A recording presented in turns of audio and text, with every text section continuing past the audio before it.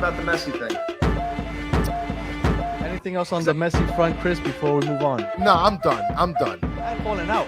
I told you, I never want to bring this guy's name up again. I don't know, man. This Messi thing is just a freaking mess. What a disaster. I don't want to hear this name ever again until it's official. But they got me back. No question about it. I am ready to get hurt again. Chris, the Herons are back.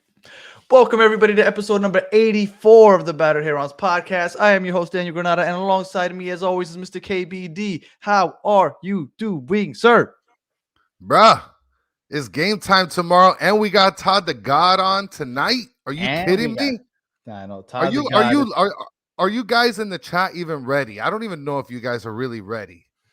Well, there's a lot of new people to the show, so they don't realize the greatness of Todd the God yet. No, they don't get it. They don't get it. All right, but before we get to the Philadelphia Union preview, there are a couple things that I wanted to just touch on just quickly, right? Because I was getting some DMs and some comments in the YouTube section. I just wanted to clarify a couple things. First thing I wanted to clarify. When we were calling the game boring, we understand that holding possession and all that was cool. We got it. We went boring in the aspect of, if you look at the previous 4 games leading up to that, it almost felt like it was a movie script, right? Like the standards have come up so high on the drama for these Messi games that it just felt like it didn't reach that, okay? It was great. The guys all looked like they were playing well. There wasn't too many complaints about just about any player. So boring in that aspect. And it's not that we thought that the game was boring and everybody's like, oh my God, you guys are so horrible. I get it. Yes, it was beautiful. The way they kept possession and they were just dominated. We got it. Chris. Yeah, I mean, look. You're going to add in. I'm sorry. I was. And you're not wrong by saying that it was like boring. I mean, it wasn't like a bore fest, but it wasn't as entertaining as the other games. I mean, you're not out of pocket by saying that. Well, and Joe Kerr said, don't say script. Yes, I know. Everybody, that's true. Don't say script. Be careful, Bobby. And Michelle Rodriguez just said they want the Believe shirt. That you just get that right there at batteredfans.com. You can get yourself a Believe shirt and Messi shirts, all Inter Miami shirts, and all that other good stuff. All right. One other thing that I wanted to clarify real quickly. I've been getting hated on for my hate of European soccer. I don't hate European soccer. I appreciate it. When I said that I appreciate the MLS because of its competitiveness, it wasn't because I think that the quality of soccer in the MLS is superior to that of the European soccer. I understand the quality is much better in Europe, in the English Premier League and La Liga. I get it. I get all that. You're pandering way too much to these clowns. I need to clarify because you're pandering way too much. You know what? You people that are out there, these football fans that are like, oh my God, EPL, so godly. Like, get out of here with that, okay? But it's better soccer. It is. Look, it's better quality players, I guess, whatever, right? Because they've been around for 4,768 years. But, I mean, other than that, you're not wrong in what you're saying. There's only how many teams that are competitive? Like 6 to 7 every year. But yeah, it's 6 to 7. Get out. This is my analogy that I give you, okay? I think, and I enjoy watching EPL, right? I was watching the Chelsea game yesterday. I enjoy the EPL, La Liga, right? I enjoy watching good soccer, okay? So I'm not knocking the soccer. I just wish that it was more competitive across the whole year. So this is my analogy to you. I feel like watching European soccer is like going to watch a Marvel movie. It's going to be entertaining, but you kind of know where this is going to end, right? You know that superhero's going to win, villain's going to lose, and that's basically it, right? So you're entertained, although you already know the outcome. So in the EPL, same thing. You're entertained, even though you know Man City's going to win. In La Liga, you're entertained, even though you know Barcelona and Real Madrid's going to win. And same thing in the Bundesliga, entertained, even though you know Bayern Munich's going to win for the 14th straight year. So that's my analogy, and I just wanted to clarify that. That's all. I'm not going to waste too much more time on that. It's just I was getting bashed, and I just wanted to clarify. I'm not saying the quality is better here, but I'm saying it's predictable, and I kind of like the competitiveness here in the MLS. Listen, Mike, Greenlot Mike is kicking in here, not Fridge Guy. Look, the jury's still out, buddy. Okay? The jury's still out. Let's not get into that. I gotta gather all my evidence. Okay, I have my crack team working on it. Okay. By the way, yes, I guess whatever. Hola, Dani. Hola, Danny. And I guess whatever. I mean, yeah, that's exactly what it is. Okay. At the end of the day, it's like you said with the whole Marvel thing. Like, first of all, nobody really cares about, I don't know. Give me like a crappy character I'm like not. in the I'm not. Marvel. All All right, no, don't even. Aquaman's DC. Yeah, I don't know. I don't know too much about Marvel. I'm just saying it's entertaining, but you It's know like the outcome. It's like X-Men. Like, who cares about like these other characters like Beast and Storm? Like, get out. Come on. You guys in the EPL, you guys eat it. Okay. Right. You guys suck. No, they don't suck. That's the thing. I They mean, don't suck. I know they don't suck, but you guys It's just suck. all right. And then the last All thing right, I wanted to maybe you guys don't suck. I'm attacking you guys. I'm sorry. yeah, you're being kind of harsh, honestly. I am a little Now, bit. the last thing I wanted to touch on before we started talking Philadelphia, and I promised you we're going to get to Philadelphia real quick, is a lot of people, and I was surprised at how much conversation the Wave got. A lot of people apparently hate the Wave. Now, maybe this is a good time to bring on Todd to see what he has to say because I'm not that opposed to the Waves. Now, I'm not going to say that I love it, but I was surprised at how much people hate the Wave. Chris, what do you think about the Wave? I've never been like a huge soccer fan, so I didn't know the soccer etiquette, right? I mean, You never seen I've the Wave always before? I mean, yeah, but like the Wave, I've seen it done like in basketball games and football games, but like apparently it's like blasphemous to do it at a soccer match. I never I mean, I thought don't that know. though. I I never never thought thought that that was blasphemy. either. But I mean, a lot of people do think that it's blasphemy. Like, what are you doing? Doing the Wave on the sacred patch of grass that is called football? Like, come on. So I'm gonna bring in Todd right now, but the one thing I did want to say is I saw some people saying that they wish that they wouldn't have done the Wave. Now I tweeted out what I thought was a decent example. It happened more or less in the 80th minute, and we've had Yeah. experiences at the 80th minute where we have tons of people leaving the stadium. People didn't leave the stadium this time, but they started doing the Wave. If you had to choose one over the other, what do you prefer? Do you prefer them to stick around doing the Wave, or do you prefer them just leaving early? I mean, I prefer the Wave if I had to choose between the two. And everybody's like, oh, I'd rather none of them. Okay, but if you had to choose, I would choose the Wave. I mean, I would also pick that as well. I don't want these people to leave, but then at the same time, I bet you everybody that hates the Wave is like, you all got to get out of here. And I don't want any of you doing the Wave. Our guy Solana, he commented that he rather them chant some of the Vice City and Siege and Southern Legion and all those chants that they do. That he rather that the crowd sing along. Yeah, the crowd doesn't know the songs; they can't sing along. Is there any way that we can like get like the lyrics up on the screens? I promise you that if we were to somehow get the lyrics around to everybody, once the supporter group starts chanting, a lot of people will join in if they knew what the words were. So I'm just saying. All right, go ahead, Chris. well, I mean, the only thing you could do is you got to hand out like scripts of the songs. I mean, what, everybody's going to be walking around with like a book of lyrics, or you're going to walk around with one of those QR codes, just scan it and then just read along. Oh, it's a QR code. Yeah, Well, I like that. Look, I promise you that other supporters and other teams would probably like kind of laugh at them if they saw that that's what Inter Miami was doing. But in the long run, if the fan base starts learning all the lyrics, I understand that they have a YouTube channel where they have the songs there and stuff. But I think that would go a long way. But anyway, that's enough small talk. Without further ado, the man of the hour, our guy from Philadelphia. It's always sunny in Philly. Todd Lewis from the Free Kick Podcast. How the hell are you doing? Are you ready to get your ass kicked tomorrow? I am. I 100% am. And man, you guys couldn't have started a better way to the podcast talking about the Wave, because believe me, we've got the same issues in Philadelphia. This is This is a highly debated topic. Is the Wave acceptable in soccer matches? And the answer is no. 100%. You're anti-wave also? 100%. That belongs to baseball.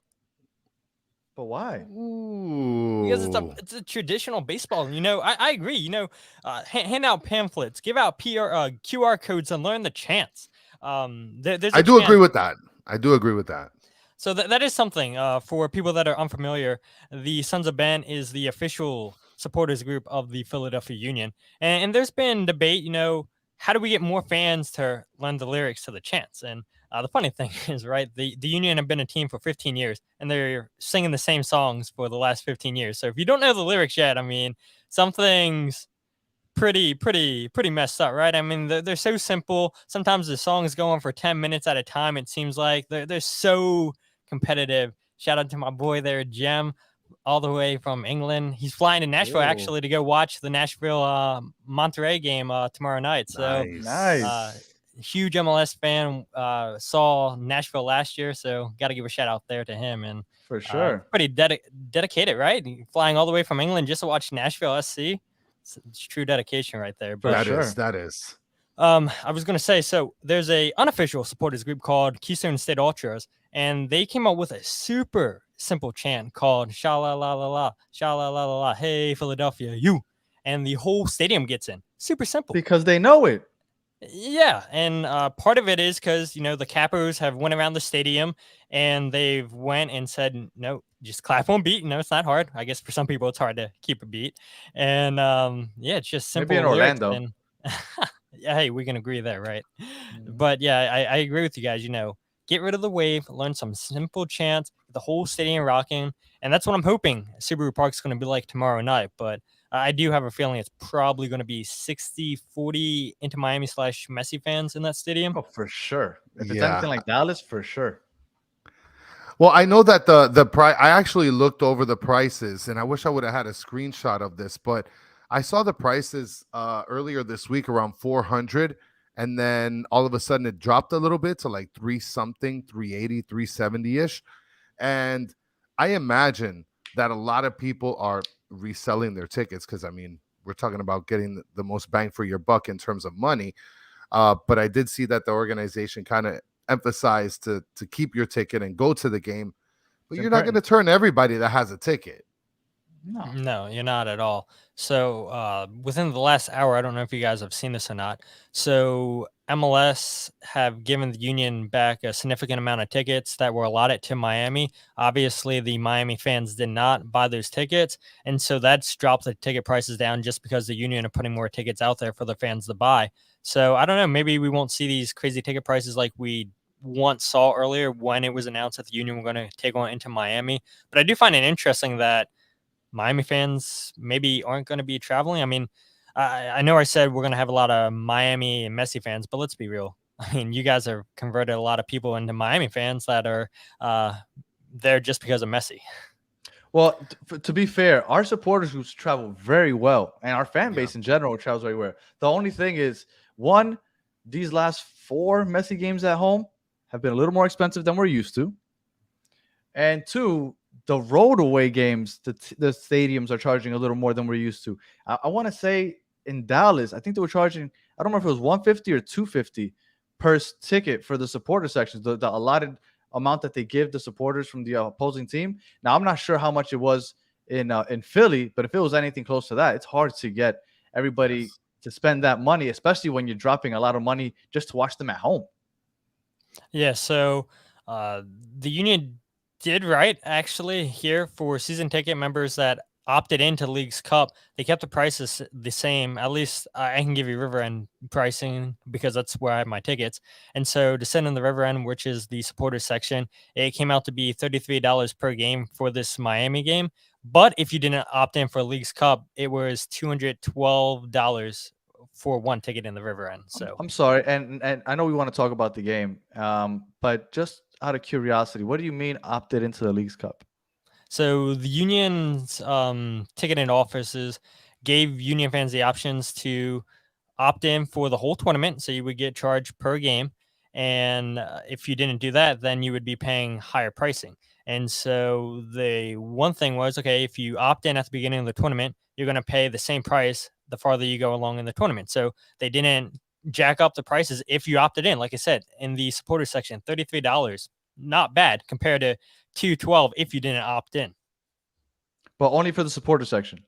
That was the whole stadium. So I don't know what the pricing was for the rest of the stadium. I can just tell you what the pricing was for the supporters. Because our gripe has been that we want first first dibs to our that we want first dibs to the seat that we have for our season tickets. First right of refusal. I'm sorry, that's what I meant to say. Yes. First right of refusal. And I actually, if you opt in with the union, at least. Well, and I heard the same thing had been offered to Inter Miami, but they actually, from what I understood, they declined it. And so if we're talking about that, Inter Miami declined the opportunity for their fans to be able to have, I mean, there's got to be some truth there, because you also have Austin FC, who also have sort of the same deal in terms of being able to obtain their seats. Well, they knew that they knew there was big money coming around the corner with Messi. Yeah. Like, they didn't find out on June 5th or June 7th like all of us. They knew for a while. So, I mean, they knew what they were doing. It's unfortunate, but they knew. Well, and Hazel is asking here, Todd, if you're actually going to be going to the game. We talked a little bit about it in the beginning, before we started. Are you going to be going to the game?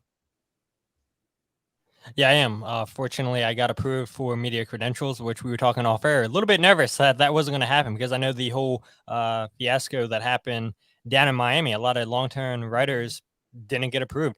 Hercules Gomez with ESPN didn't get approved. I'm like, man, if Herc Gomez isn't getting approved, why should I get approved for this match? But fortunately, the League's Cup did approve me. And for people that are unaware how the media credentials work, it's not up to MLS or that specific team. It's up to the League's Cup committee. And I'm sure the union's PR staff probably put in a word for people that have been covering the team all season long. Like, hey, if you can, try to get these guys ahead of the line, because we all know, you guys see it down in Miami, all the celebrities that are coming down. Everybody seems to want to cover this team. Just look at the practices. You know what celebrity has surprised me the most? David Beckham's actually showing up to the games. That's a nice change of pace. It is. Huge change of pace. Think he'll be at the game tomorrow? Maybe. I mean, he's started showing his face now, so that's pretty cool. Sorry. That's gonna be bad. I know. All right. And he's gonna show up. I mean, he's gonna show up to the game. No, Danny. You think he's showing? No, he's not showing up to Philly. I don't think so. Maybe. He's been there. Dude, he went to went to Dallas. Did he? What makes you think he's like? Yeah, he went to Dallas. What makes you think he's not gonna go to Philadelphia? Like, did you see that video, Chris, when he was in Dallas, where he's just walking down a staircase? Got swamped. Yes. Yeah. That's out of control. Look, I mean, Dave Beckham didn't show up too often before Messi, but it's the Messi effect. Everybody's showing up now. Yes. All right. So Philly, let's get into the nitty gritty. Philadelphia Union. You were on obviously earlier in the year with us, and we were talking about we've had you on twice. We played you twice already this year, and we were talking first at the beginning of the season. You brought back basically your starting 11. We thought that you were going to run roughshod through the whole league because you guys kicked everybody's ass last year up until the final. You brought back the same exact team. But like you said, there were a lot of games going on in the meantime, right? Between the U.S. Open Cup and the Champions League Cup, or whatever they're calling that thing now. And once you were eliminated from those two tournaments, you guys started kicking ass again. So how do you feel about the Philadelphia Union coming up to this point? Coming up to this point. It's a good question. I'm sure we'll get into the injuries that the Union suffered the last two games in the League's Cup. Yep. But besides those injuries, it's been okay in League's Cup. They tied against New York Red Bulls and DC United. Now, granted, these are teams that they've already played prior in the league this season, and so they know how the Union want to play against New York Red Bulls and DC United. Jim Curtin tried to throw out a little bit of a tactical wrinkle that both of those teams hadn't seen before. The Union deployed a 3 in the back in both games, which they've played already this season in multiple MLS games, but not against DC United or New York Red Bulls. And what was interesting against New York Red Bulls, the Union were playing without a 10 in that game, without Daniel Gazdag. They put Daniel Gazdag up top with Julian Carranza, I believe it is. And so the thought process was, all right, we're going to have Julian Kranza or Daniel Gazak drop into that 10 role, get on the ball, while you're going to have an outlet pass up top, which they wanted it to be Nate Harriel, but that didn't work out. The spacing between the center backs didn't work out. There was no space in the midfield. The formation completely backfired in the first 5 minutes. The Union conceded. And we saw as the first half went on, they started to realize, all right, we sort of know how to play this formation, but the Red Bulls press was causing all sorts of problems for the Union, which I don't expect to be an issue with Miami. I expect them to have majority of the ball. Jim Curtin said as much today at his press conference that, whether we're home or away, Miami's going to possess the ball. And so it's maybe a little bit fortunate that the Union are this far in League's Cup because they were on the easier side of the bracket. They played two Mexican teams in Tijuana and Querétaro twice, 5-1 and then 2-1 the last game, which was completely different. I think, if you talk to Union fans before the game, they would have told you that no, there's no way the Union blow them out again because they got their starting goalkeeper back. They fixed up a lot of things defensively. And I don't know. Like I said, I think the Union were just on the easier side of the bracket and got lucky in 2 penalty shootout wins against DC9 and New York Red Bull. So, not overly optimistic. If you would ask me this right after the New York City game, I think I would have been pretty confident. But yeah, I think the Union are just finding ways to survive and advance, as Jim Curtin says. And I want to bring up, because a lot of people in our chat, obviously, because Damon Lowe played for us for some time, and they're wondering if there's going to be any own goals by Damian Lowe or generally how he's playing, with you guys out in the Union. Yeah, so no own goals by Damian Lowe, fortunately, here in the League's Cup. Yeah, I mean, it could happen against his former team. I'm sure we'll talk about formation, predictions, all that stuff here. The Messi effect. Later. Yeah, maybe.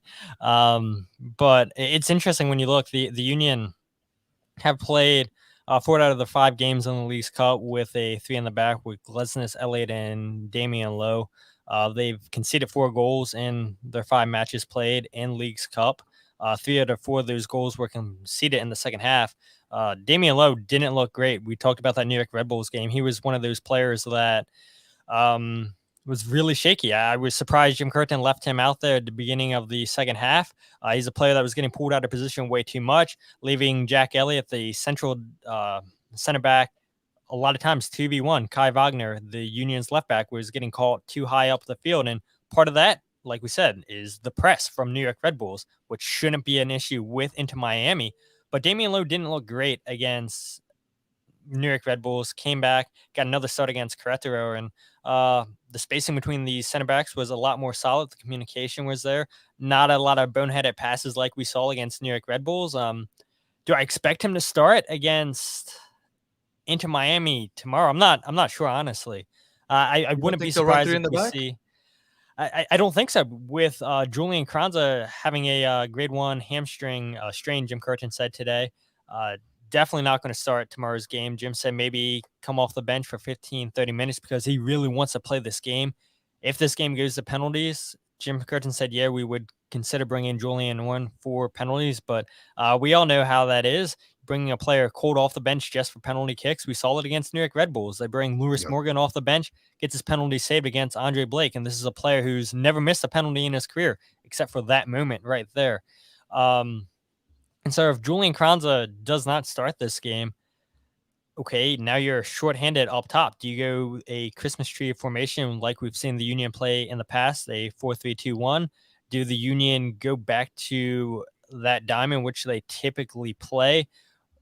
Do they play Quinn Sullivan? Do they play Chris Donovan? Chris Donovan got the game-winning goal against Querétaro. I think there's no question, he's a more natural striker than Quinn Sullivan, who's a winger, who's done okay when called upon to play as that second striker, but he's not a natural striker like Julian Kranza or Chris Donovan. So I don't know. I find it really hard to believe that the Union go for 3 in the back again against Miami, because if you go 3 in the back, you're asking your center backs to play 1v1, which is no problem. Jim Curtin trusts his center backs to play 1v1 against teams' best attackers, but do you really want to see Damian Lowe versus Lionel Messi? You guys might want to, but Jim Curtin, that coaching staff, might not. I'm assuming Damian Lowe is out on the right side, so he'd be one-on-one with Robert Taylor. Robert Taylor would eat him alive. Left side. It's on the Oh, left. he's on the left side. Oh, I thought he was on the Oh, right side. okay. Okay. Yeah, Okay, so so Messi would annihilate him. Are you kidding me? I have a question though. There's absolutely no way here, Todd. I mean, there's no way they're not gonna play Gazdag and Carranza, right? Like right, they're Mike gonna Logan, play. Like, I saw asked that question. Yeah, I think Gazlag is going to play this game.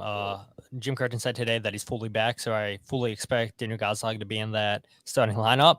I talked about it though. We saw Julian Kranza and Daniel Gazlag play up top against New York Red Bulls. Didn't really work out. Does Jim Curtin try that again? Let's hope not. It's possible, but if I was Jim Curtin, I'd play Danny in his natural 10 position, and I fully expect him to start this game. Julian Kranza, probably not, even though he really wants to play this game against his former club, wants to play against his idol and Lionel Messi. And I talked about this on my podcast, right? This is a huge opportunity for every single player for the Philadelphia Union. This is going to be the most eyes ever on some of these players. Maybe the most eyes they'll ever get in their career. And so you got to imagine all the scouts that are watching. And I do say if, the Philadelphia Union find a way to shut down Lionel Messi, they have a good game. What's stopping one of these European scouts watching this game saying, hey, look, we need this player right now. He just shut down Messi. And so if the Union players have a big game, the transfer window is still open in Europe. They could potentially be gone. So I guess that leads into my next question. For those of you that aren't familiar with Philadelphia Union, they have a player, Jose Martinez, who's extremely dirty. Is that who's going to be sticking his cleats into Messi tomorrow? It's going to be everybody putting their cleats into him. Jesus Bueno. We're going to see Jose Martinez. I do worry, though, that Jose gets an early yellow card in this game. And if that happens, that changes the whole mentality of this Philadelphia Union team. Well, I was looking, and you guys I think it was the fourth most penalized team as far as fouls goes in the league. So you guys are a little aggressive there. Yeah, I mean it's the Union's tactics, right? I mean they're a high press team. Maybe not so much the last couple years, but yeah, they want to rough you up. They don't want to make you comfortable on the ball. They want you as soon as you touch that ball, bam, there's somebody there to take the ball off their feet to make you feel it. And so we'll definitely pay attention to that Jose Martinez and Messi battle, which, by the way, I don't know if your listeners know this. Venezuela, which is the country Jose Martinez is from, they actually played against Argentina. So Jose Martinez does have experience against Messi. Some familiarity. Okay. Yeah. And Mike Longan, yes, we've been saying that for the last couple episodes. Busquets, unfortunately, nobody touches Messi. So Busquets is taking the brunt of everybody's frustration because that man just gets fouled and they don't even call the fouls. I feel bad for the guy. Yeah, that's the worst part. I mean, he tumbles like a tree every single time. And I feel so bad because he looks pretty fragile to me. I mean, look, he runs and he works out, and I imagine that he's kind of used to the pain, but I mean, they're abusing him more than I've seen anybody abuse Messi in the last 4 games. So you guys play the passing lanes very well, right? You guys lead the league in interceptions. But you said you play a high press. Mm-hmm. So are you because I can't imagine they've attempted playing high press against us the last few games, right? Charlotte was playing a mid block, and it's not a bad idea. But Dallas was playing the high press, and it wasn't that bad. Yeah, I think this game's going to be more so like that Dallas game than Charlotte game. Yeah, no, for sure. No, Charlotte sucks. I do think it's going to definitely be more like the Dallas game. You guys are by far and away, for those of you that are listening and new to the MLS, Philadelphia had the best regular season last year. They were by far the best team. They didn't win the final game, but they were by far the best team. They brought back their starting 11. They're still one of the best teams, and this will be by far, and I'm not by far the biggest challenge Messi and Miami have faced over the last month since Leagues Cup started. And on top of that, it's in Philadelphia. And to be clear, for those of you that don't know, they're playing in Subaru Park. They've lost 4 games in Subaru Park over the last 3 years. They lost 3 in 2021. They lost none last year. And they've lost 1 game in Philadelphia this year. So by far the biggest challenge. So I am this is the reason why I wore this belief shirt. Because I'm trying to convince myself to believe in what I've been watching the last couple of weeks is going to be enough to kind of get over what Philadelphia and the challenges that it brings to Miami. I mean, that's insane, dude. All right. Yeah, So and that hmm? one loss this season was against Orlando City, not to make excuses, when both teams had a lot of players away for international duty. And so the Union gave up 2 early goals in that game. And I think Andres Perea scored against Orlando City in that game. I mean, it was so long ago. I mean, we're talking back in April, I want to say. And yeah, it's a long time for the Union to have the last loss. And you gave the stats only 4 losses in the last 3 3 years. years, insane. And for people that are also unaware, because I've been watching your YouTube videos, you guys are doing well for yourself. I mean, over 1,000 views every single episode, and I guess that's the Messi effect, right? Enjoy it while you can. But the Mhm. Philadelphia Union, the last 5 years, have the most points in MLS. And for people that aren't really sure who the Philadelphia Union are, they're one of the lowest spending teams in MLS. And to have more points than LAFC, Atlanta United, Cincinnati, who have just got good the last 2 years. But these are teams that have high spending owners that can go out and get the best of the best players. And the Union, most points in the last 5 years. Unbelievable amount of business that they've been able to do under Ernst Tenner, the sporting director, and Jim Curtin, the head coach.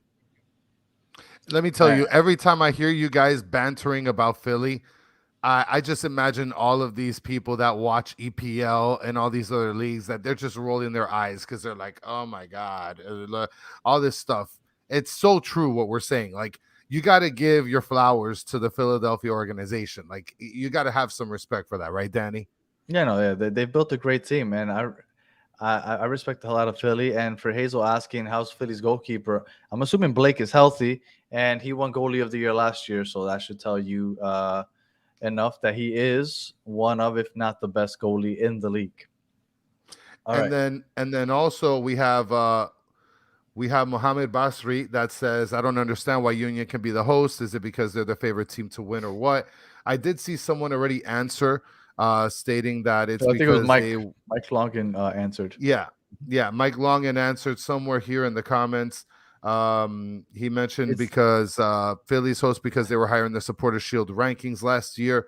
If you guys want a little more info on that, check out one of our videos on YouTube, and we have an explanation a little bit. Philadelphia would have hosted anybody in this tournament because they had the best record in the league last year, I believe. Am I correct, Todd? Except for LAFC. LAFC was the only one. Okay. You know, right. they had They're that the choke job. Yes. That was pretty bad, but you know, whatever. I'm happy that Monterrey went on because we still have a chance to host. All right. So moving on, Philadelphia. Yes, straight calendar over Blake. I'm with it. As far as Philadelphia goes, I think we've touched on it a little bit, but I guess we can get a little more specific. As far as tactics goes, you said we'll probably play 3 in the back. You said high press. But what do you expect to see from them? Do you expect to see a high press attack against Inter Miami tomorrow? Yeah, I mean, Jim Curtin said it now in his last 2 press conferences that Miami's going to have majority of the ball. I've said it on this podcast already this evening that whether this game was played down in Miami or like it is in Chester, Miami's going to have majority of the ball. And so I think there's going to be plenty of goals scored in this match. And that might be shocking to some of your listeners, maybe to you guys, because the Union have only conceded 4 goals in the last 5 games. But who's stopping that Miami offense? Nobody is. And yes, the Union have good defenders. I mean, better than average MLS defenders. But it's still Lionel Messi, Robert Taylor, who, if I recall, when I was on this podcast, we were talking about the last Neymar game light. again. Yeah, exactly. Talking about that last game against Philadelphia, where he was the only player that stood out in that game. And now look what he's become under Messi, a player that can create, get him the ball where, you know, he's the one that's trying to create everything when Messi's not there. And now he's taking his game to another level. And so there's a lot of players that the Union have to look forward to marking this game. But Jim Curtin said, you know, our best opportunities this game is going to hit Miami on the counterattack. They're susceptible on the counterattack. I think we can all agree on that. You know, Well, we pushed way too high with the fullbacks for sure. For sure. And Busquets can't man mark 3 players running at him. I mean, of course, he's going to tell players to come in position. Messi's not going to track back there and play defense. And so, yeah, I mean, as long as the Union can minimize Messi's impact on the ball, which is going to be difficult. I mean, look, that Charlotte game was unbelievable when in the midfield you had two Charlotte players just let Messi walk right by, they run into each other. It's like this is what gives MLS a bad rap. I don't expect that to happen with the Union, but that was pretty embarrassing, right? Well, to be fair, I could probably pull up World Cup videos which he does the same thing. He did it against Croatia in the World Cup. Messi just does that's just what he does. No matter where he goes, he'll make defenders look like that. He almost makes it look too easy. He does video game-esque, right? Yes. It's unreal.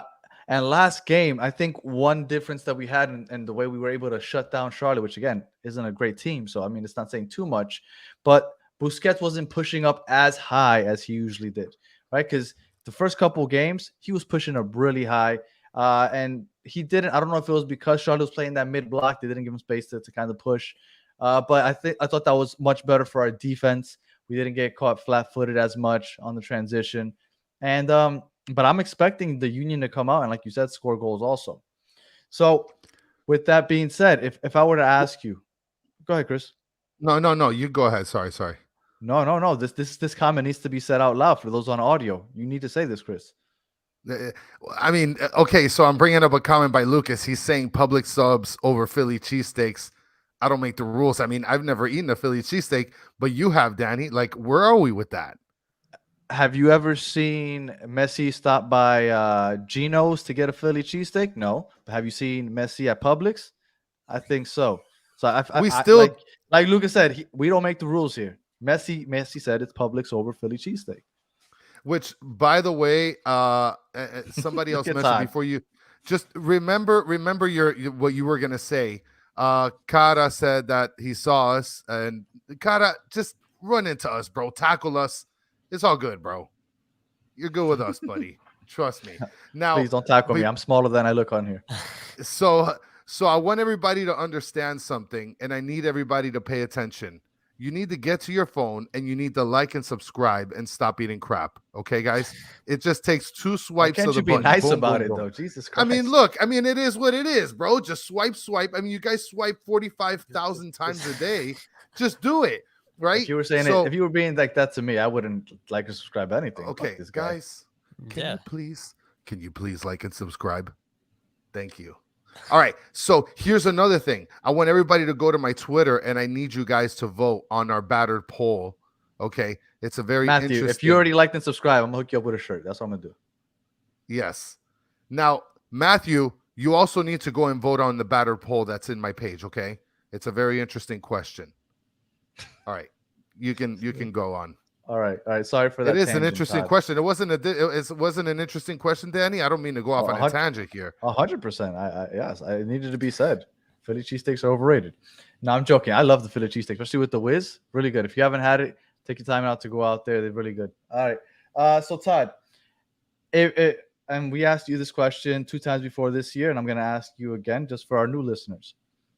If you had to say one or the biggest strength that Philadelphia has, where you think that they are going to try to take advantage of tomorrow against Inter Miami, what should the Inter Miami and now new Messi fans be looking out for as what Philadelphia will be trying to do to attack Inter Miami? It starts with their midfield, I think. They're going to hit you on the counterattack. They're going to force a turnover in the midfield and get Jose Martinez on the ball and play balls out into the channel. Their center backs can do that as well with Jack Elliott and Jacob Glesnes. I think before I came on to this podcast, I was looking at the amount of chances created by the Union with accurate long balls per match. They're third in League's Cup with 34.8 long balls per game that are accurate. So, yeah, I mean, the Union are going to look to win that ball with Jose Martinez, Jesus Bueno, and then play those balls out to the channel. Mikel Uhrs had a tough go of it the last couple games. New York Red Bulls, Jim Curtin said that, that's a game that he's looking to get his confidence back in, that it was a good game from him. I asked Jim Curtin the last game against Querétaro, and this has never happened to me before. Jim Curtin gave me a 2-word answer and said, not good enough. And I kid you not, 14 seconds of dead silence in the press conference room because nobody was expecting that. Like, I didn't even know how to follow that question up. Like, he said not good enough. Jim Curtin never bashes his players. And for him to say that about Mikel Uhrs' performance against Querétaro, he has to have a big game here against Miami. like we talked about earlier, Julian Kranza has a grade 1 hamstring strain. Won't start this game. Jim Curtin said he's really pushing hard to play this game against Miami. So maybe the last 15, 30 minutes at most. But yeah, look for the Union to win that ball back and hit Miami on the counterattack. I think that's where they're gonna be able to definitely capitalize, Danny, especially because seeing how a lot of people have been putting a lot of pressure not only on our defenders but then on the counter. We're kind of getting caught with our pants down because all of our back wing backs Fullbacks. are always pushing up. Yeah, the fullbacks are always pushing up. Well, Jordi Alba basically is a left wing, right? Because he just lives up there. But Yeah. I don't know if you've noticed, Yedlin doesn't push up as far as he used to anymore. And because they're overloading the left side, Yedlin's kind of just been camping out by himself out on the right side. Yeah. At least against Charlie, that's how Busquets found him for that that was it the first goal? No, the second goal. I'm sorry, the first goal was a penalty. That's how he found him for that second goal. So I'm assuming more of the same. Yedlin won't be pushing up as high. We're overloading the left side, kind of building up the left side a lot. I also think that Sergio Busquets probably won't be pushing up as high because if the counter is kind of what you guys are looking for, we need to make sure we're prepared for that. So I don't think Busquets is going to push up as high. And like I said, and I think Dixon Royo had a very underrated game last game. He was doing a great job coming back and filling in between the two center backs, almost making that third center back whenever they were on the counter. And I think that we need to count on Dixon Royo doing that again to make sure that we don't get, as Chris said, caught with our pants down, because our fullbacks are usually pushing up pretty high. And we need somebody, and we can't count on Busquets doing that because, one, he doesn't have the speed.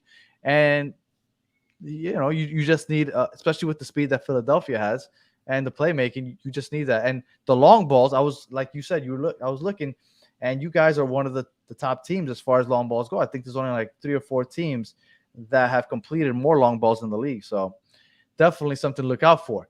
Now, as far as weaknesses go, if Tata Martino is going to try to figure out what is Philadelphia's weakness and where can we attack them so that we are at an advantage, what would you say for Tata? What should Tata be looking at, and where could we take advantage of this Philadelphia Union side?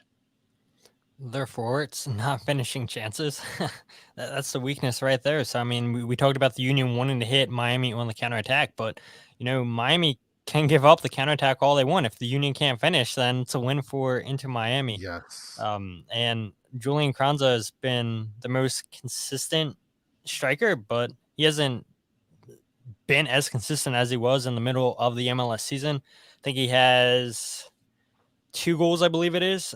2 goals in Leagues Cup so far. So it's not been good enough from Julian Kranza.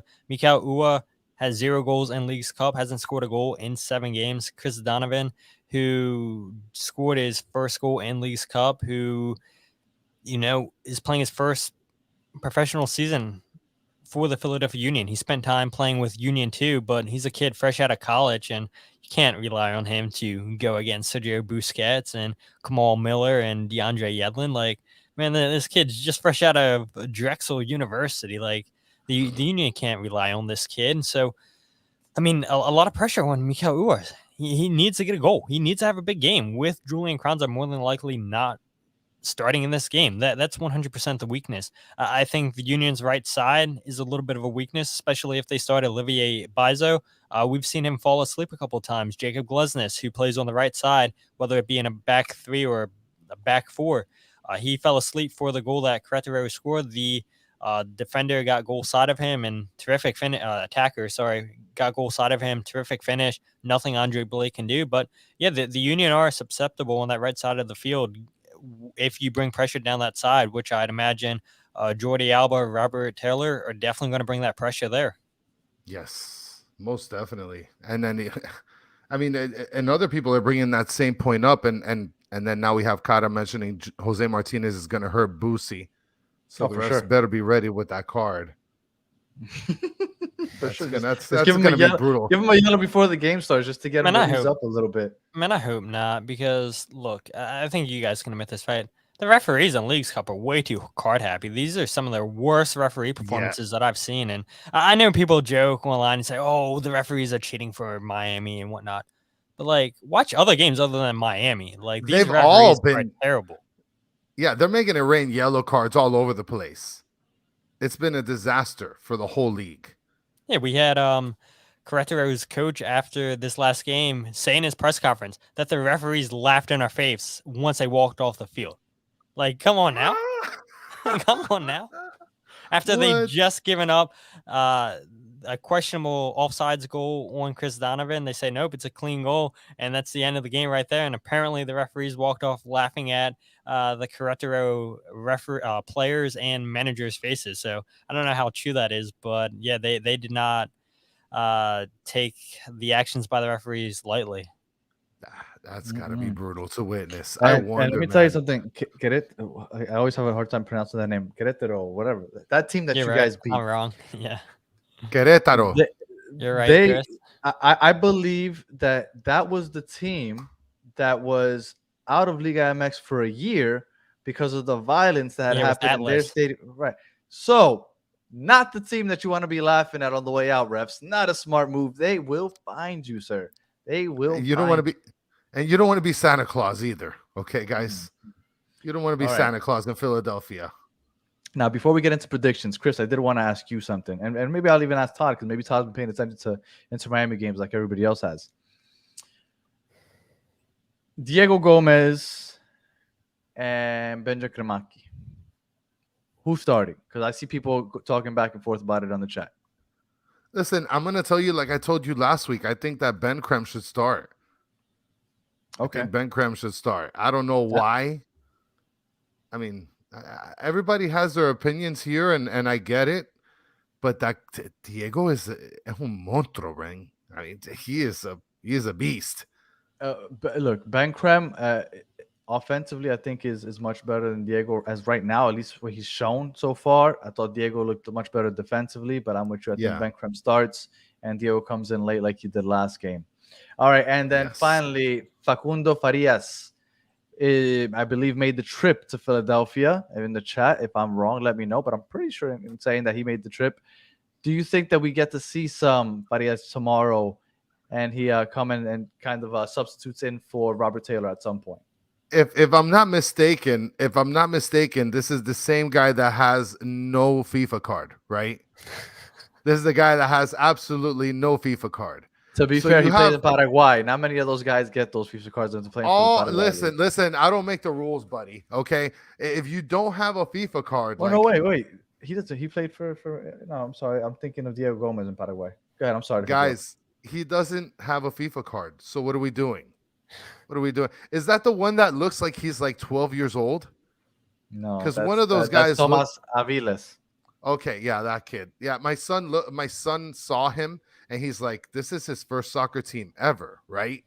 Like, so Facundo, I don't know. I don't think he's going to be coming in for unless Taylor's gassed. But like every time he plays, I've never seen Taylor really get gassed in a game. Like if it was up to him, I think he'd run the full 90 and then play like street soccer after. Well, I think he played better with Jordi Alba last game, but yeah, I don't see how. I don't. We'll see. I think that Farias gets in there at some point. Look at Factual Fruit. He mentions that he has a YouTube highlight. Everybody in the world has a YouTube highlight, and they look like gods on it. So like, get out of here with this YouTube highlight stuff. I can make a YouTube highlight for a kid down the street playing soccer, and he'll look like a god. And Aviles is tall AF. Yes, he is. He looks like he's Yao Ming out there, and he's only like 6'3" or 6'4", but he does look tall. I guess because he's so lanky. Dude has no FIFA card. Prediction time. So I guess we will start as always with our guest, Todd the God. What are you thinking as far as a prediction for tomorrow night's game? Does the Messi story and the documentary 6-part series that Apple TV is currently recording going to have a happy ending on Saturday? Or does the fantasy ride end tomorrow in Philadelphia? Man, that's a great question. I think the Union are playing at Subaru Park, and that's a huge advantage for them. We talked about it, 4 losses in the last 3 years. And there was some chatter. Should this game be moved to Link, which is where the Philadelphia Eagles play, the NFL team? And the Union's front office and coaching staff said, nah, let's leave it at Subaru Park because we have this advantage. Because if we move it to the Link, you're going to bring even more Messi fans there. And now we lose home field advantage. And That's so what I was I do thinking. That would be think favoring Messi. Yeah. Uh-huh. I do think that plays a big advantage in the Union's favor here. I do worry that some of the players get starstruck that they're sharing the same field with Messi, and I can't tell you what those players are exactly feeling. Only they could tell you. But I just know after the game, all the talk was Messi, like how it's an honor to share the field with Messi. And hopefully they were just saying that in the moment they were excited. And hopefully when game time comes that it's no, let's focus on business. Andre Blake, Philadelphia Union's goalkeeper, talked about that today in the press conference saying, he's going to go home, play with his kids like he normally does, go for a walk if he needs to, whatever he can do to clear his mind.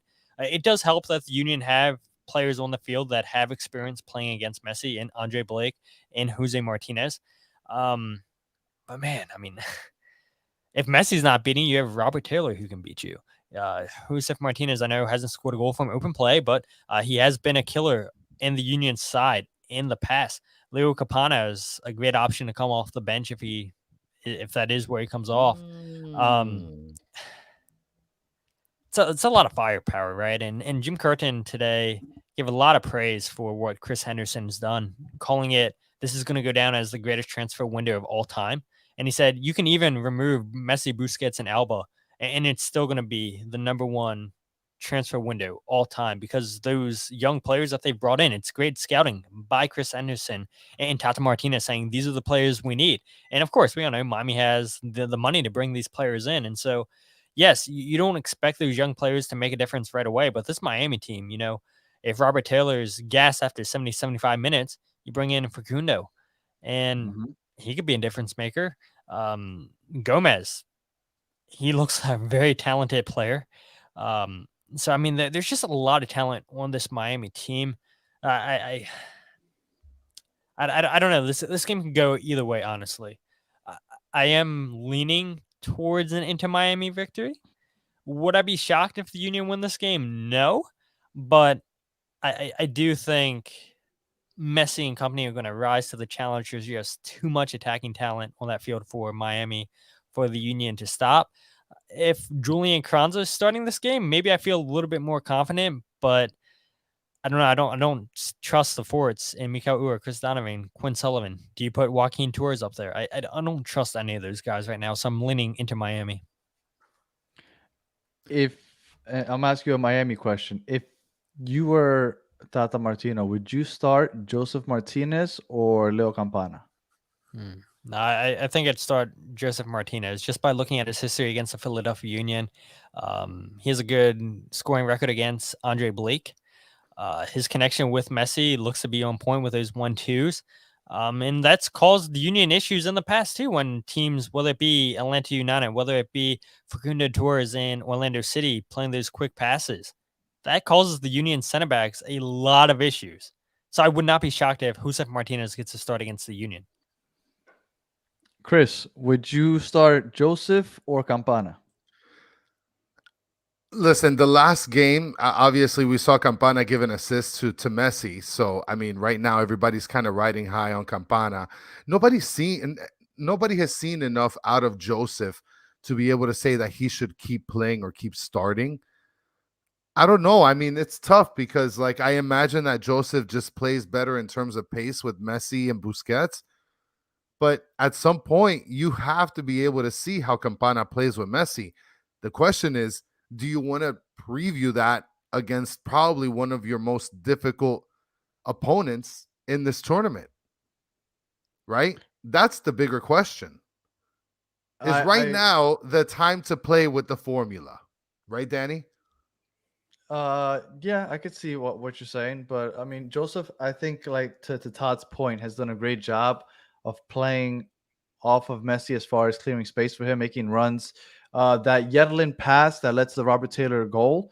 A lot of people aren't pointing out the fact that Joseph had that first leading run through the box that kind of carried one of the defenders wide, and then Messi ran straight, carried the other defender, and Robert Taylor was kind of just there waiting for that pass. And I don't think Campana does that. I think Campana goes straight into the box looking for a pass, which he might have gotten and might have converted, but I don't think Campana is thinking of let me run this out to the touch line to like, take a defender with me. And Joseph, I feel like he does a lot more of that than Campana does, and I think that's why he keeps starting. And I think he might start tomorrow also. But if he's struggling, I do think he gets the switch early, like for Campana, like he did last game. All right, Chris, prediction time. Yes, I agree. But, so did you give us your final prediction, or are we gonna leave Todd the God with the last prediction here? Oh, no. Todd didn't give us a score prediction. He just said that he thinks Inter Miami might win. So okay, all right. You don't want to put a number on it.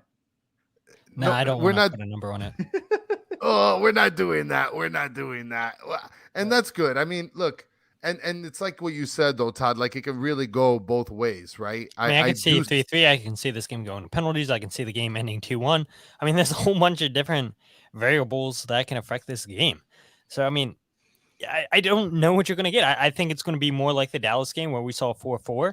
And it was 4-4, right? Or was it 4-3? 4-4. Right? It was 4-4. Yeah. Yeah. And so, yeah, I could 100% see that. And then going to penalties for sure. For people that have watched only Inter Miami, and since Messi's been here, I fully expect it to be like that Dallas game, 100%. So high score. And that's what I'm saying. I'm gonna give you my prediction, Danny. But I have Hazel. He's asking me to ask the question. Hazel, we already we had Todd the God on here before. We asked him the steak and toast question. But if yeah, go ahead, Todd. I listened to when you guys asked, and this was a couple episodes ago. This guy picked and I forget his name because I would 100% call him out, but he picked the absolute worst choices. I think he said like 5 for his steak, 5 for his toast. Like, what is this guy doing? And I hope he's watching right now. I forget who it was, but Italy Jet. It might have been Toronto, Italy Jet. I'll go back and I'll let you guys know because I don't remember. And I remember I commented on the chat too when you guys were doing that, but I was like stunned. I was like, you guys can never let this guy rejoin the podcast ever again after these choices. Like he has to be banned. Yeah. Well, nobody's gotten that bad yet. Yeah, that was the worst. We'll ask the Steve question at the end then, but we'll go to the predictions. And while I go ahead and talk a little bit about the prediction, Todd, I want you to go to my Twitter account and vote on the poll. And that could be also part of the question, I guess. I don't know if you saw the poll of the day, but if you could just take a look. Yes, if you could take a look at it while I talk a little bit about the prediction, I think that it is going to be 5-4. I think it's going to be very similar to Dallas. I think it's going to be a very, very competitive game. I mean, like I mentioned, Danny, this is going to be the toughest opponent of the series. So by far, I think it's probably going to be the most entertaining and the most scoring. What are you laughing at? I just saw your poll. Yeah, well, you didn't like the poll? No, you don't think it's a good question. You don't think it's a good question? Go on K battered Heron so you can see the yes. Everybody's got to get on there. What do you mean? How do I come up? Because it's a good question. If you guys want to know what the question is, guys, go to my Twitter page. The handle's right there below, and go ahead and vote on it. So that's my prediction. You were paying too much to the poll, too much attention to the poll. My prediction is going to be 5-4. Inter Miami 5-4. Jesus, yeah, Christ. It's going to be the most entertaining game. It's going to be the most entertaining game of the series, of the league, of the entire tournament, I think. No, I don't see that. Yeah. I'm very fearful of Philadelphia, honestly. I could very easily see this being the first loss for Messi as an Inter Miami player. But because I believe that it's almost like feels like it's written in the stars. It feels like this is supposed to be like the way Messi comes into the MLS. He comes in and immediately wins the trophy less than a month into his debut. I feel like it's almost it has to happen. So because of that, I'm gonna keep believing, and I think we win 3-2. I think it'll be like Todd said, a high scoring game. 3-2 was very entertaining, but I do think that we managed to pull that out somehow. How those goals are gonna come, I'm not sure, but I can't imagine this ride ending right now. And I know that even if we lose, we still have a game on Saturday, a third place game. but it just won't be the same, right? No. And I do have one more question for both of you, and I'll start with Todd. If Miami wins tomorrow, does it or does it not feel almost like a guarantee that they're going to win it all? Yeah, they're winning it all. Yeah, if they win tomorrow, I feel the same. Like, I know that we could be wrong and they could lose on Saturday in the final, but I feel like if they win tomorrow in Philadelphia, it's like, I don't know. I feel like there's It's no a wrap. stopping this team, at least not in this tournament. I don't think there's any stopping them. The only Philly thing is I the question only- is Monterrey. I'm sorry? Monterrey is the only thing that I would be a little bit concerned about. But that would be a home game, which I would love that. I think Philly's the only opportunity that anybody has to take out Inter Miami from this tournament. There's no way that they're gonna lose to Nashville, because the only person that puts fear in my heart on that team is Hani Mukhtar. Well, to be clear, Nashville, although they should have been eliminated with that weird PK situation a Yes. couple weeks ago, they have the best defense in the league, and it's not even close. So that's a whole nother set of challenges, and it would be in Nashville. But like I said, if we win in Philadelphia, I almost feel like it just has to happen. I feel like we need to win For sure. It's So- written in the skies, bro. All I right, don't want to and say now that. I don't want to say the other S word. Before we close it out and you ask Todd that last question, Steve's question, right? We should just call it Steve's question. Yeah. Yes. Neymar went ahead and signed. It was a 2-year deal to Saudi Arabia. After those 2 years, is he coming to Miami? Because I feel like that's where this is heading. What do you think, Todd? He's going to New York City with Pep. Nah, no way. No way. Don't underestimate the power of City Footballing Group. Gonna have a new stadium there in New York City. Make Neymar your star boy. You bring in Pep Guardiola once he's done with Manchester City. New stadium in New York. It's going to be popping in New York City. Nah, Neymar has said that he wants to play with Messi again. So I mean, it's so gonna does be- Suarez. Exactly. Doesn't mean it's going to happen. Of course it means it's going to happen. Neymar, that's why he signed only a 2-year deal. He signed a 2-year deal because he knows that's when the stadium's opening. I'm going to go. I'll play the last season with Messi in the new stadium, and then Messi leaves, and Neymar takes over as the face of the franchise moving forward. See, And what I tell you, again. what I tell you, Dan. Look, Zom T, we appreciate the comment. Thank you so much for hanging out with us. And he's mentioning here that we're talking like if Philly is Real Madrid. Yeah. No, we're What I not tell talking you, like Dan. they're Real Madrid, but we are talking like they're Atletico Madrid. And I do think if we're going to compare the two, LAFC would be Real Madrid or Inter Miami would be Real Madrid, give or take, whatever. But Atletico Madrid, right, the hard-nosed team, that would be Philadelphia. And you don't take Atletico Madrid lightly. Like they're a big-time team. So that's how I would see that. And Lucas is chiming in here. Neymar already gave Beckham his word that he would join Inter if he came to MLS in an interview. That's already sealed and dealed, Todd the God. Like, what do you got Todd, to say to that? That's I not cannot happening. believe you think that it's happening to NYCFC. 100% it's happening in New York City. No, You guys are sleeping on City Footballing Group. And I'm not even a Look. Manchester City fan. Like, I'm a Manchester United fan. I cannot stand City Footballing Group. And as a But- Philadelphia Union supporter, I hate New York City. But the money, it's New York City. If he wanted I get to it's play Miami. for City Group, wouldn't he have just gone to Man City? Maybe that's a part of the deal. They Oh, don't so want this is Look, deep He's rooted not here, going- Danny. Look, at NYCFC, I'm going to tell you, look, I used to be an NYCFC supporter, so I feel pretty comfortable saying this. NYCFC has nothing going on for them. Well, they got Vija, Lampard, and Pirlo to start off their run. After that, what do they got? And they No, were I- terrible. Only Villa was good for them. Exactly. He won MVP, and I'll give him Tati. Great, but he left. Tati Castellanos long gone, and he wasn't somebody that they signed. Like, they haven't been able to attract anybody. If you're in Europe, you want to come to the United States, one, because it's a growing league, and two, because you want to live comfortably in good weather. You don't want to be living in the winter, playing in the winter or in March and April. No, you come into Miami, you're going to LA, maybe even maybe Orlando, maybe. I don't know. But no, that guy's not going to Orlando. NYCFC. Orlando. Yes, there's more. I would predict that there's more of a chance of Neymar ending up in Orlando than there ever is of NYCFC. NYCFC we will need never to set a sniff. bot to remember this for 2 years. I Oh. guarantee you he is not going to Miami. I Well, Todd, guarantee. this is the last time you're probably going to be on with us this year. So I'll remember. This season, one of the 3 episodes, I'll remember, Neymar will never play for NYCFC. More of a chance that he ends up in Orlando. I think he's going to end up in Miami. For sure. Well, and Ricky Dos Santos Jr., I have no idea who you are, but I'll start my Google search on your name in a bit.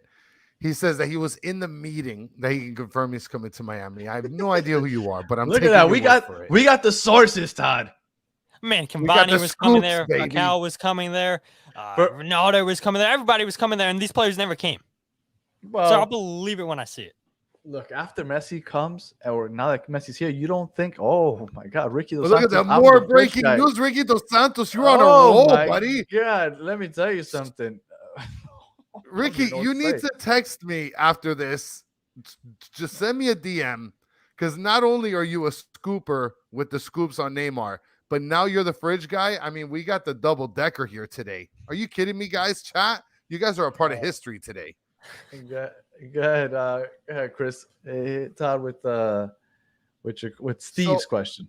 So I'm going to hit you with the Steve question, Todd. When it comes to vacationing, right? And I'm just going to rank it between 1 to 5, 5 being the best choice ever, 1 being the worst choice ever. Where would you rank vacationing on a cruise?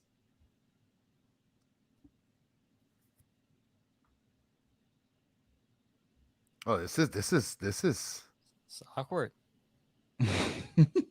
Have you been on a cruise, Todd? I've not. By the way, Michelle, okay. thank you for supporting. Have you guys? Yeah, man. Well, okay, so look, apparently this is like a Miami thing, because I think just about every guest we've had on, Steve, your question might have to go away, because every guest we've had on have all said, I've never been on a cruise. So we're spoiled down here, obviously, because we live right by the port. Yeah. So we have that option. So hypothetically, if I put you in the middle of an ocean where you get to visit different cities all the time, and all you have to do is just eat, sleep, drink, and have fun in between visiting these new parts of the world, would you say that is something that sounds interesting?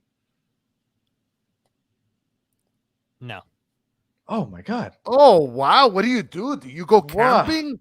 You climb mountains? I do. I was in Colorado. I was in Colorado in May. That was so enjoyable. Cool. You guys should go.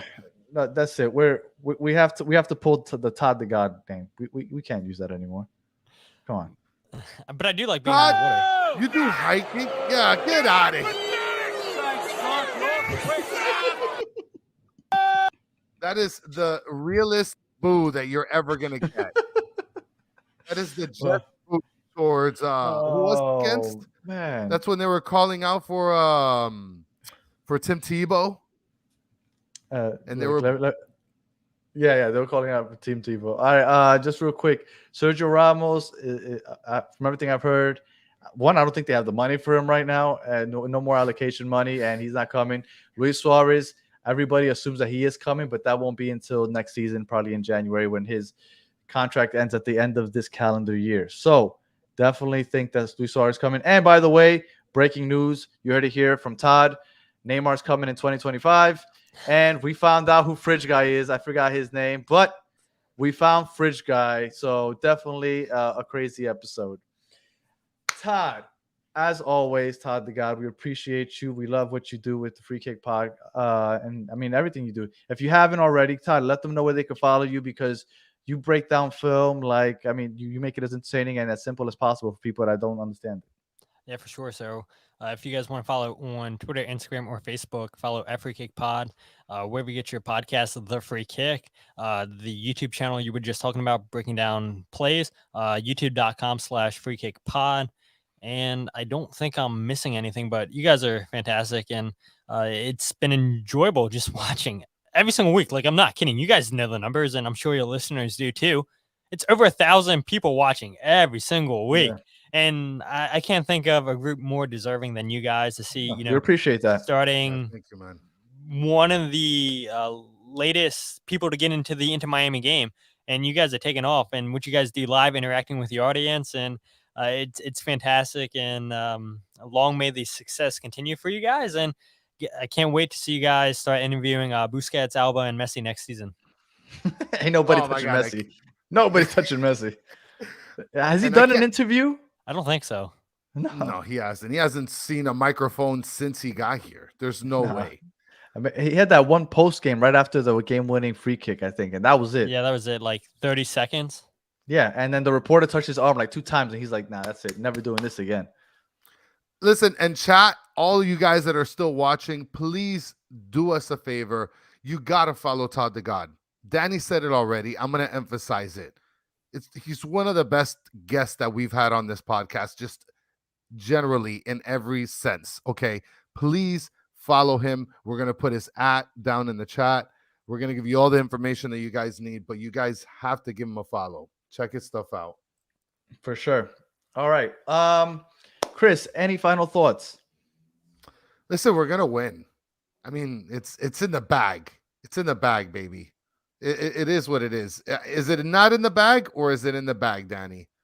It definitely is not in the bag. I am very fearful of tomorrow, and yeah, I am not. I'm looking forward to it just because I just feel like they need to win.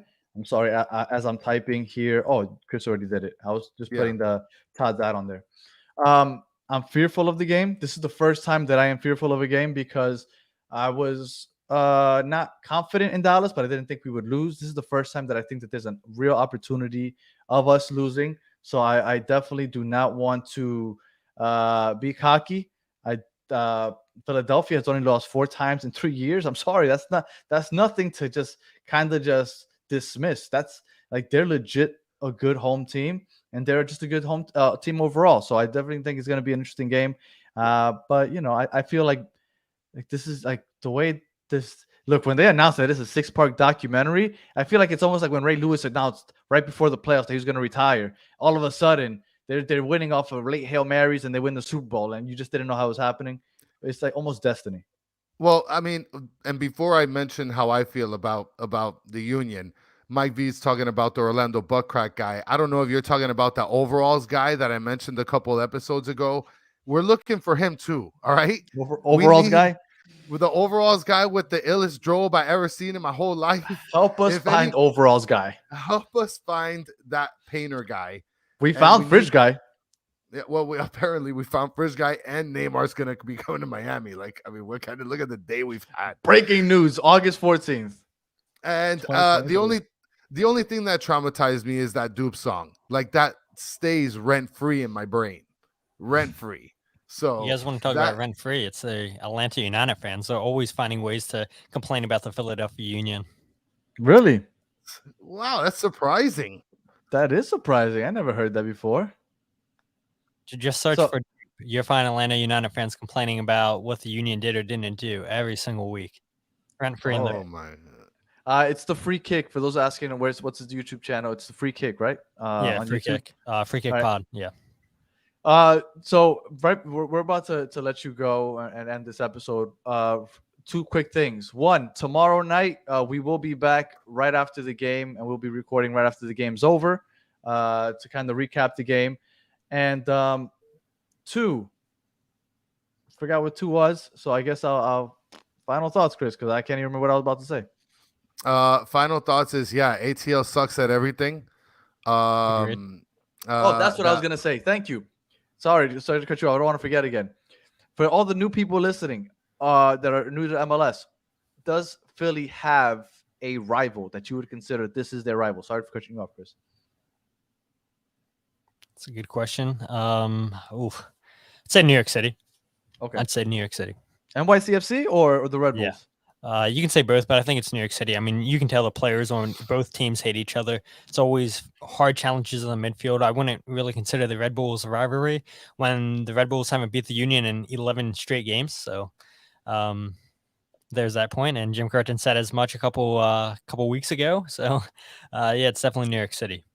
And just does everybody is aware, NYCFC only won their one single championship because the Philadelphia Union's whole team basically came down with COVID right before the Eastern Conference Championship game.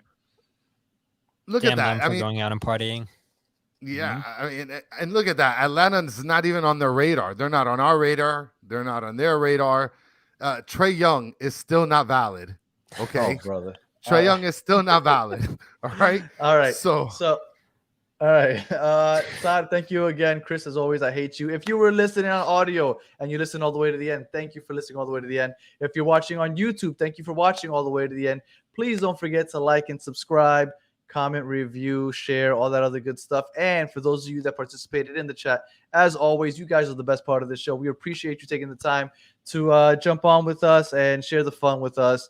Like I said, this is the best part of the show. So thank you again. And until the next one, which is tomorrow night, right after the game is over, have a good one. Hopefully we're talking about a win.